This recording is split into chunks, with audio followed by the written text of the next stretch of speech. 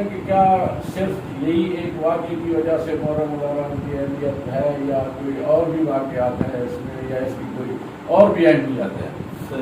تو آپ رائے کریں گے انشاءاللہ۔ جی یہ بہت ہی آپ نے اچھا سوال کیا ہے اور انتہائی اہمیت کا حامل سوال ہے۔ سب سے پہلے تو یہ بات آپ ذہن نشین فرما لیں کہ واقعہ کربلا ایک انتہائی عظیم ترین واقعہ ہے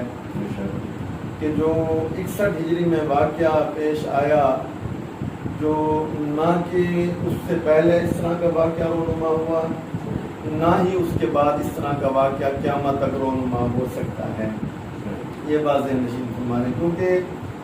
حضور علیہ السلام نے جس شخصیت کے بارے میں فرمایا تھا کہ حسین منی و انا من الحسین، کہ حسین مجھ سے ہے اور میں حسین سے ہوں، اور خانوادہ رسول کو وہاں پر انتہائی بے دردی کے ساتھ شہید کیا گیا، یہ ایک بہت ہی انتہائی دردناک اور کربناک ثانیہ ہے۔ باقی رہا کہ محرم الحرام شریف میں اور بھی کوئی واقعات رونما ہوئے یا نہیں ہوئے، تو یہ بات ایک ذہن نشین فرما لیں کہ 10 محرم الحرام شریف بروز جمعۃ المبارک حضرت آدم علیہ السلام کے جسد اطہر میں جب روح پھونکی گئی تو 10 محرم الحرام شریف کا دن تھا۔ کیا بات ہے، اور جس دن اللہ تبارک و تعالی نے جنت و جہنم کی تخلیق فرمائی 10 محرم الحرام شریف کا دن تھا۔ اور جس دن حضرت آدم علیہ السلام جنت میں تشریف لے گئے 10 محرم الحرام شریف کا دن تھا۔ جس دن حضرت آدم علیہ السلام آسمانوں سے زمین پر تشریف لائے 10 محرم الحرام شریف کا دن تھا۔ جس دن حضرت آدم علیہ السلام کی توبہ قبول ہوتی ہے وہ بھی 10 محرم الحرام شریف کا دن تھا۔ اور یہ بات بھی ذہن نشین فرما لیں کہ طوفان نوح جب رونما ہوا، پھر حضرت نوح علیہ السلام کی کشتی جب جودی پہاڑ پر لگی اور پانی بالکل ختم ہو گیا، اللہ کے حکم سے آپ زمین پر تشریف لائے، یعنی جس دن طوفان نوح سے قوم حضرت نوح علیہ السلام کو نجات ملی 10 محرم الحرام شریف کا دن تھا۔ اور ساتھ یہ بات بھی ذہن نشین فرما لیں کہ حضرت یونس علیہ السلام مچھلی کے پیٹ میں تشریف لے گئے، کم و بیش 40 دن تک آپ مچھلی کے پیٹ میں رہے، تو جس دن مچھلی کے پیٹ سے آپ کو نجات ملی 10 محرم الحرام شریف کا دن تھا۔ اسی طرح حضرت یوسف علیہ السلام بچپن میں، وہ بڑا ہی مشہور واقعہ ہے، میں زیادہ تفصیل میں نہیں جانا چاہتا،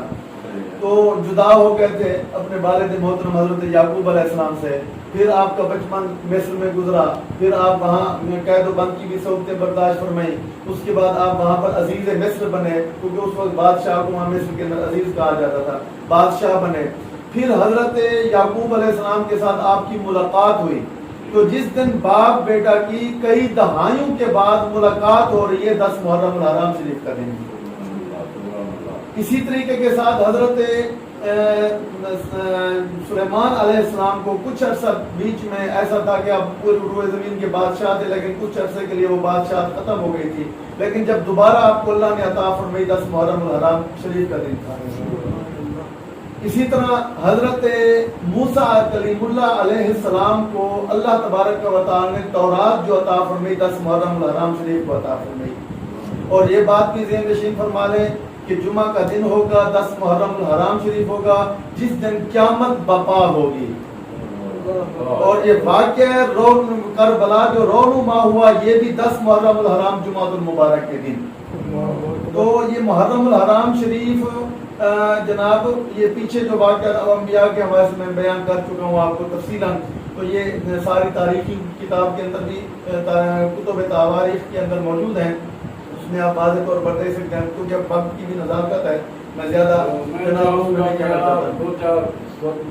تاریخ کبری کو اٹھا کر دیکھ سکتے ہیں، ابن عساکر کو، علامہ ابن عساکر کو اٹھا کر دیکھ سکتے ہیں، خطیب بغدادی کی تاریخ بغداد کو اٹھا کر بھی دیکھ سکتے ہیں، ان کے اندر یہ سارے واقعات موجود ہیں۔